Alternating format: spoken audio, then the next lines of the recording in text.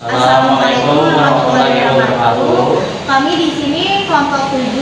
Kami di sini akan menerangkan teori relativitas khusus bab 7. Nah, sebelum melanjutkan presentasinya, kami akan mengenalkan anggota kami dulu. Saya Fauziah Padawardhani. Saya Rifka Finandika Uya. Saya Ponca. Nah, sekarang saya akan menjelaskan relativitas khusus. Nah, relativitas khusus itu adalah teori mengenai struktur ruang waktu, diperkenalkan oleh Einstein sendiri melalui karyanya tahun 1905 tentang elektrodinamika benda bergerak. Untuk kontribusi fisikawan lainnya, lihat sejarah relativitas khusus ya. Teori relativitas Einstein. Yang pertama itu ada postulat pertama, yaitu hukum-hukum fisika dapat dinyatakan dalam persamaan yang berbentuk sama semua kerangka ataupun inersia. Yang kedua adalah postulat kedua, yaitu kelajuan cahaya dalam ruang hampa adalah sama untuk semua pengamat, tidak bergantung pada jarak relatif antara pengamat dan sumber cahaya. Nah, di sini ada relativitas Newton yang dimana merupakan salah satu dari beberapa teori mengenai gerak yang dirancang untuk menjelaskan penyimpangan dari mekanika Newton yang timbul akibat gerak relatif yang sangat cepat. Teori ini telah mengubah pandangan kita mengenai ruang, waktu, massa, energi, gerak, dan gravitasi.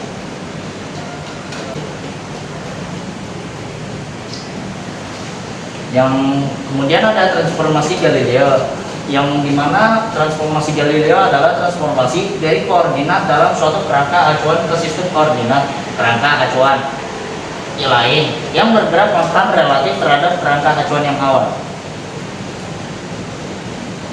Kemudian ada transformasi Lorentz, yang dimana transformasi Lorentz adalah seperangkat transformasi linear satu parameter dari sistem koordinat suatu kerangka acuan dalam ruang waktu ke kerangka yang lain yang bergerak dengan kecepatan yang konstan atau parameter relatif terhadap kerangka yang awal. Kemudian ada percobaan dari Michelson-Morley, yang dimana yaitu adalah salah satu percobaan paling penting dan masyhur dalam sejarah fisika.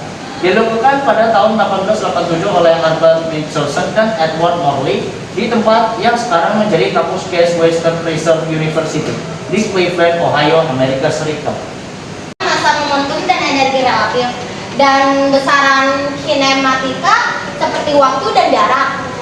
Besaran-besaran dinamika itu yang sering melekat dalam konsep mekanika juga bersifat relatif.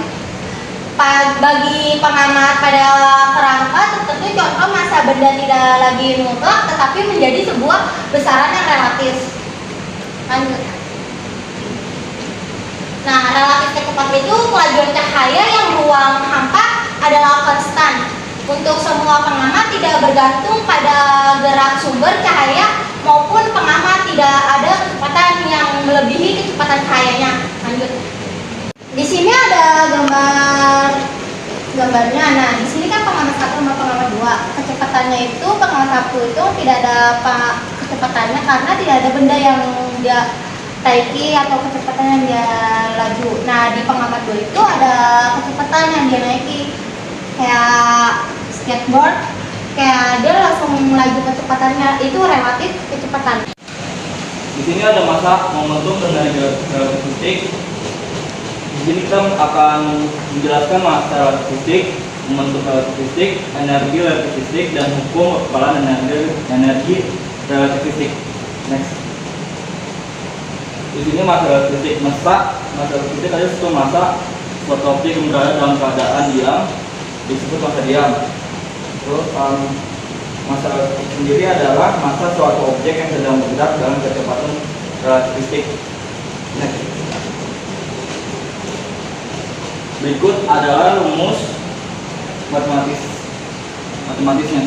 Di sini ada M sama dengan M FV per akar 1 dikurang V kuadrat per C kuadrat. Keterangan di sini ada M, massa benda yang diukur oleh pengamat yang bergerak terhadap benda atau program. Terus MO atau massa benda diukur oleh pengamat yang diam terhadap benda V yaitu kecepatan gerak benda, dan C kecepatan cahaya. Di sini ada momentum relativistik. Momentum suatu benda akan terlihat pertama besar ketika benda bergerak. Momentum ini disebut momentum relativistik. Ini rumusnya.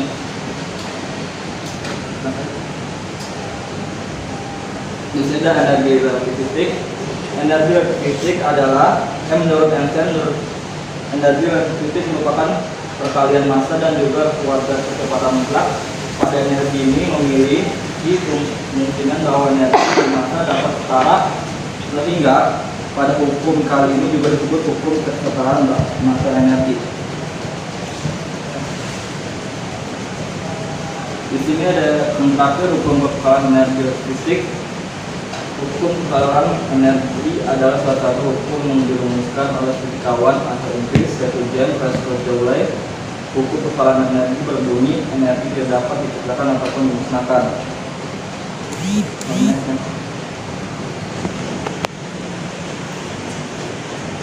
Berikut adalah bukti dari adanya hukum kekalahan energi relativistik yang dirumuskan oleh James Pascal Joule. Di sini ada hukum kekalahan energi relativistik, yaitu energi relativistik awal sama dengan energi relativistik akhir. Ya. Sekian dari kelompok kami. Wassalamualaikum warahmatullahi wabarakatuh.